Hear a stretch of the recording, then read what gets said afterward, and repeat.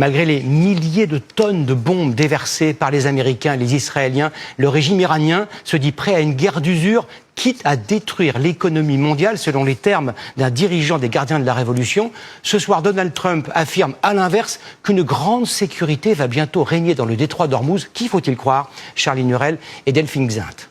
De nuit et de jour, l'Iran frappait sans relâche. Au milieu de ces gravats, les habitants de Téhéran, hagards, découvrent leur quartier. C'est tout le pays qui est visé.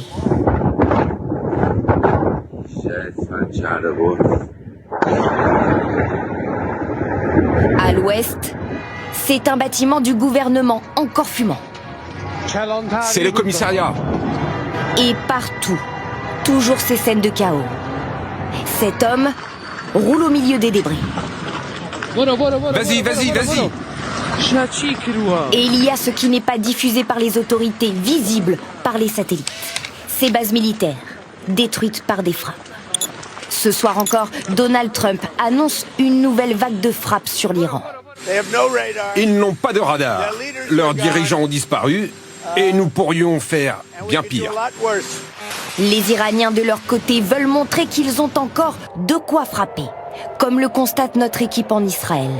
Les sirènes d'alerte qui retentissent une nouvelle fois. On sait qu'il y a des tirs de missiles qui viennent d'Iran. Première alerte depuis une nuit agitée où ces sirènes, elles ont retenti 4-5 fois. Dans le ciel, des missiles et des drones iraniens interceptés par l'État hébreu. À Oman, ces réservoirs de carburant frappés par un drone. À Dubaï, là aussi ce sont des drones qui ont explosé à proximité de l'aéroport. Le Liban, visé par des bombardements israéliens. Le cœur de la capitale était touché ce matin.